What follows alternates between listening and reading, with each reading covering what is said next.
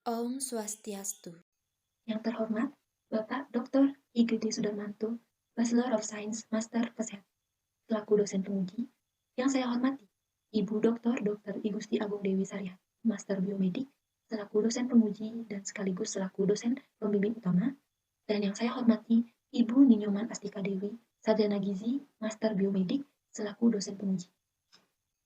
Baik, izinkan saya memperkenalkan diri terlebih dahulu. Perkenalkan, nama saya Niputu Puspitayanti dengan NIM P0713 4019 133. Pada kesempatan kali ini, saya akan mempresentasikan usulan penelitian saya yang berjudul Gambaran Kadar Glukosa Darah Sewaktu pada Seket Runut Runi di Banjar Bubukan. Yang pertama yaitu latar belakang. Proses modernisasi menyebabkan masyarakat menerapkan pola makan yang kurang baik seperti sering mengkonsumsi makanan cepat saji dan jarang melakukan aktivitas fisik. Pengaruh ini dirasakan oleh semua kalangan usia, baik itu anak-anak, remaja, dewasa maupun lansia. Begitu pula dengan anggota Seket Runut Runi di Banjar Bubukan. Perilaku tersebutlah yang berisiko menyebabkan seorang mengalami obesitas. Obesitas merupakan salah satu faktor predisposisi terjadinya hiperglikemia. Hal ini terjadi karena obesitas dapat memicu terjadinya resistensi insulin. Karena kadar lemak tinggi di dalam darah menyebabkan sel sulit merespon insulin. Jika terjadi peningkatan resistensi insulin, maka kadar glukosa darah juga akan meningkat atau hiperglikemia. Hiperglikemia jika dibiarkan secara terus-menerus dalam jangka waktu yang sangat lama akan menyebabkan terjadinya penyakit diabetes mellitus dan beberapa penyakit degeneratif lainnya. Berdasarkan riset kesehatan dasar pada tahun 2018 menyatakan bahwa prevalensi obesitas pada orang dewasa di Indonesia mencapai 35,4%. Sedangkan prevalensi obesitas pada penduduk laki-laki dewasa umur lebih dari 18 tahun di Bali mencapai 20,3%. Dan prevalensi obesitas pada penduduk perempuan dewasa umur lebih dari 18 tahun di Bali mencapai 26,3%. Berdasarkan data dari International Diabetes Federation pada tahun 2020, menyatakan bahwa prevalensi diabetes pada orang dewasa di dunia sebesar 9,3%, yaitu sebanyak 463 juta orang dewasa di dunia mengidap penyakit diabetes mellitus. Dan prevalensi diabetes pada orang dewasa di Indonesia sebanyak 6,2%, yang artinya ada lebih dari 10,6 juta orang dewasa mengidap penyakit diabetes. Berdasarkan riset kesehatan dasar pada tahun 2018, menyatakan prevalensi penderita penyakit diabetes mellitus berdasarkan diagnosis dokter pada semua umur di Provinsi Bali mencapai 1,33%. Sedangkan prevalensi penderita penyakit diabetes mellitus berdasarkan diagnosis dokter pada usia 15-24 tahun di Provinsi Bali mencapai 0,08%. Berdasarkan data dari Dinas Kesehatan Kabupaten Tabanan pada tahun 2020, menyatakan terdapat 5.577 orang penderita penyakit diabetes mellitus di Kabupaten Tabanan.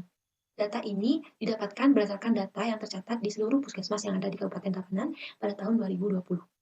Berdasarkan penelitian yang dilakukan oleh Tri Susilo pada tahun 2017, menyatakan bahwa dari 38 responden remaja yang obesitas, terdapat 6 responden yang memiliki kadar glukosa darah sewaktu yang lebih dari 200 mg per desiliter. Dan sedangkan yang lainnya memiliki kadar glukosa darah sewaktu yang normal. Rumusan masalah dari penelitian yang dilakukan ini yaitu bagaimana gambaran kadar glukosa darah sewaktu pada Seket Runut Runi di Banjar Bubukan. Adapun tujuan umum dari penelitian ini yaitu untuk mengetahui gambaran kadar glukosa darah sewaktu pada Seket Runut Runi di Banjar Bubukan. Kemudian adapun beberapa tujuan khususnya yaitu yang pertama, untuk mengidentifikasi karakteristik Seket Runut Runi di Banjar Bubukan meliputi indeks massa tubuh, usia, pola makan, dan aktivitas fisik. Yang kedua, untuk mengukur kadar glukosa darah sewaktu pada Seket Runut Runi di Banjar Bubukan. Dan yang terakhir, untuk mendeskripsikan kadar glukosa darah sewaktu pada Seket Runut Runi di Banjar Bubukan berdasarkan indeks massa tubuh, usia, pola makan, dan aktivitas fisik. Selanjutnya itu manfaat penelitian. Yang pertama, manfaat teoritis. Diharapkan dapat bermanfaat sebagai salah satu pengembangan ilmu pengetahuan terkait gambaran kadar glukosa darah pada Seket Runut Runi di Banjar Bubukan, serta dapat digunakan sebagai data untuk penelitian selanjutnya dan untuk menguatkan penelitian yang sudah pernah dilaksanakan. Kemudian ada pemanfaat praktis bagi masyarakat, diharapkan dapat memberikan wawasan mengenai gambaran kadar glukosa darah sewaktu pada Seket Runut Runi di Banjar Bubukan. Kemudian, bagi peneliti selanjutnya, diharapkan dapat menambah pemahaman dan memberikan informasi dari data yang dikumpulkan pada penelitian ini. Kemudian bagi pemerintah, diharapkan dapat digunakan untuk melengkapi data profil kesehatan remaja di Banjar Bubugan. Selanjutnya yaitu tinjauan pusaka. Adapun beberapa tinjauan pusaka yang saya gunakan dalam penelitian ini yaitu yang pertama glukosa darah. Glukosa darah merupakan glukosa yang terdapat dalam aliran darah yang terbentuk dari karbohidrat dan disimpan sebagai glikogen di dalam hati dan otot rangka. Kemudian adapun beberapa pemeriksaan glukosa darah yaitu pemeriksaan glukosa darah sewaktu, pemeriksaan glukosa darah puasa, pemeriksaan glukosa darah 2 jam postprandial, tes toleransi glukosa darah, dan pemeriksaan HbA1c. Adapun beberapa metode pemeriksaan glukosa darah, yang pertama yaitu metode enzimatik, yang kedua metode kimiawi, yang ketiga metode VOCT. Kemudian jika kadar glukosa darah dalam tubuh meningkat terus-menerus dan dalam jangka waktu yang panjang, maka akan menyebabkan penyakit diabetes mellitus. Adapun beberapa faktor resiko dari penyakit diabetes mellitus ini yaitu genetik, usia, obesitas, pola makan, dan aktivitas fisik. Untuk mengetahui status obesitas seseorang, maka perlu dilakukan pengukuran indeks massa tubuh. Kemudian, SET merupakan suatu perkumpulan, wadah, atau organisasi pemuda-pemudi yang digunakan sebagai tempat untuk mengembangkan kreativitas pemuda-pemudi untuk melaksanakan tradisi dan budaya setempat. Selanjutnya yaitu kerangka konsep. Terjadinya kejadian penyakit DM disebabkan oleh beberapa faktor yaitu genetik, usia, obesitas, pola makan, dan aktivitas fisik. Pada penelitian ini, faktor genetik tidak diteliti. Dari beberapa faktor tersebut dapat meningkatkan kadar glukosa darah seseorang. Untuk memonitoring kadar glukosa darah seseorang, maka dilakukan pemeriksaan. Adapun beberapa jenis pemeriksaan glukosa darah yaitu yang pertama glukosa darah puasa, kemudian glukosa darah 2 jam postprandial, kemudian glukosa darah sewaktu, kemudian tes toleransi glukosa oral, dan yang terakhir pemeriksaan HbA1c. Pada penelitian ini, pemeriksaan glukosa darah yang digunakan yaitu glukosa darah sewaktu. Yang kemudian digolongkan hasilnya ke dalam 3 kategori, yaitu bukan DM jika kurang dari 90 mg per desiliter, belum pasti DM jika hasil pemeriksaan dalam rentang 90-199 mg per desiliter, dan dikatakan DM jika lebih dari 200 mg per desiliter. Variabel yang digunakan pada penelitian ini yaitu kadar glukosa darah sewaktu pada sekat lunak luni di Banjar Bubugan. Kemudian, adapun definisi operasional variabel. Pada penelitian ini, yang pertama, jenis kelamin. Definisi dari jenis kelamin yaitu karakteristik biologis yang dapat ditentukan dengan melihat dari penampilan luar. Cara pengukurannya yaitu dengan wawancara. Kemudian skala datanya yaitu nominal dengan kategori perempuan dan laki-laki. Kemudian yang kedua yaitu kadar glukosa darah sewaktu. Kadar glukosa darah sewaktu merupakan konsentrasi glukosa darah di dalam tubuh yang diukur sesaat tanpa memperhatikan jam makan. Cara pengukurannya yaitu dengan menggunakan metode VOCT dengan merek AutoCheck DCU. Kemudian skala datanya yaitu ordinal dengan interpretasi hasil yang pertama bukan DM jika kurang dari 90 mg per desiliter, belum pasti DM jika hasil pemeriksaan dalam rentang 90-199 mg per desiliter, dan dikatakan DM jika lebih dari 200 mg per desiliter. Yang selanjutnya yaitu indeks massa tubuh. Indeks massa tubuh merupakan pemantauan status gizi seseorang untuk menentukan berat badan ideal dan dihitung dengan cara berat badan dalam kilogram dibagi dengan kuadrat tinggi badan dalam meter. Cara pengukurannya yaitu menimbang berat badan dan mengukur tinggi badan. Skala datanya yaitu ordinal dengan kategori yang pertama berat badan kurang underweight jika IMT kurang dari 18,5, normal jika IMT 18,5 sampai 22,9. Dikatakan overweight atau kelebihan berat badan jika IMT dalam rentang 23 sampai 24,9. Dikatakan obesitas 1 jika berat badan jika IMT dalam rentang 25 sampai 29,9. Kemudian dikatakan obesitas 2 jika IMT lebih dari 30 kg per meter kuadrat. Adapun jenis penelitian yang digunakan pada penelitian ini yaitu penelitian kuantitatif dengan desain penelitian observasional dan dengan pendekatan deskriptif. Hal ini dilakukan untuk mengetahui gambaran kadar glukosa darah sewaktu pada sekat lunak luni di Banjar Bubugan.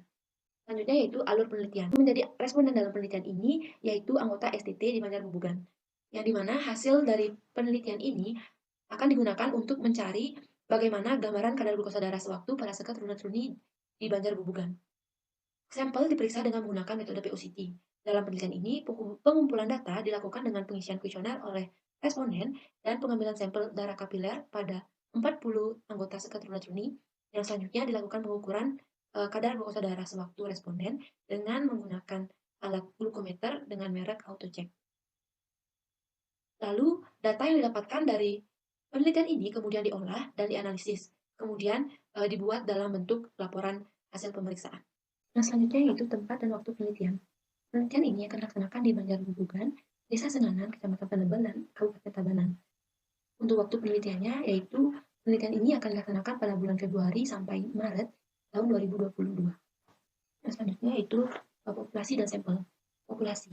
Yang menjadi populasi pada penelitian ini yaitu seluruh anggota Sekretariat Alumni di Banjarbubugan, yaitu sebanyak 266 orang.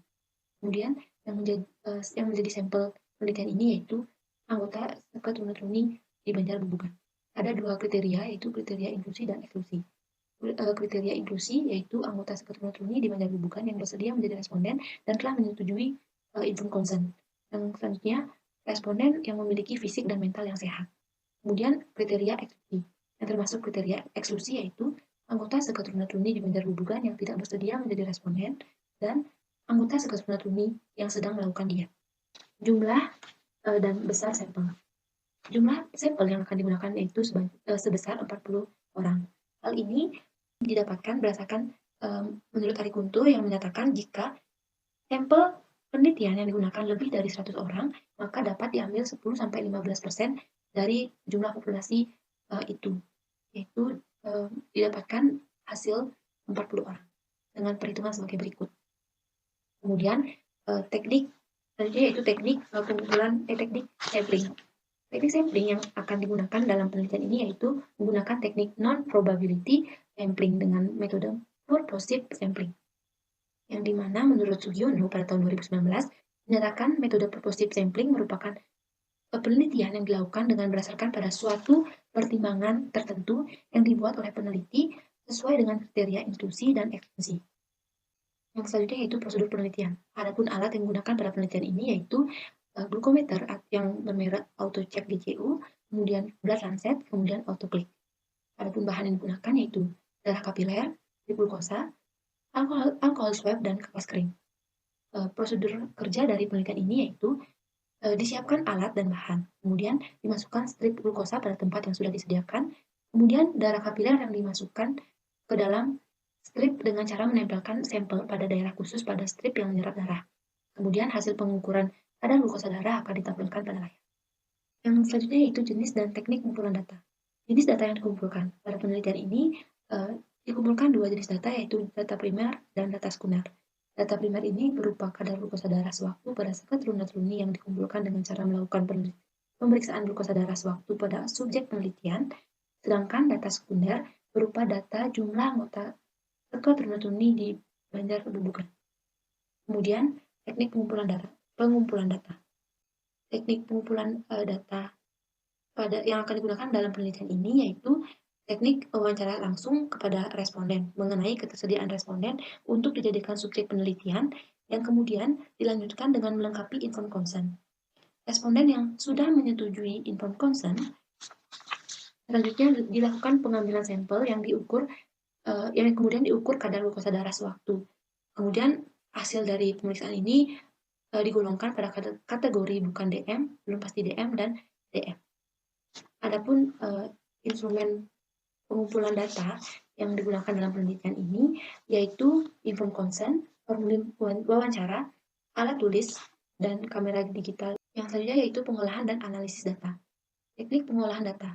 Data yang sudah dikumpulkan, baik itu data primer maupun sekunder, kemudian diolah dengan bantuan komputer, lalu disajikan dalam bentuk tabel dan narasi. Kemudian analisis data. Data mengenai kadar glukosa darah sewaktu pada sekretariat alumni di Banjarbubugan ini kemudian akan dianalisis dan dideskripsikan berdasarkan beberapa kategori, yaitu bukan DM jika kadar glukosa darah sewaktu kurang dari 90 mg per desiliter, belum pasti DM jika kadar glukosa darah dalam rentang 90 sampai 199 mg per desiliter, dan dikatakan DM jika kadar glukosa darah lebih dari 200 mg per desiliter. Selanjutnya yaitu etika penelitian. Adapun beberapa prinsip yang digunakan pada penelitian ini yaitu yang pertama prinsip otonomi, yang kedua prinsip berbuat baik atau beneficence, dan yang ketiga ada prinsip keadilan atau justice. Baik, sekian presentasi dari saya tutup dengan Pramu Santi. Om Santi Santi Santi Om.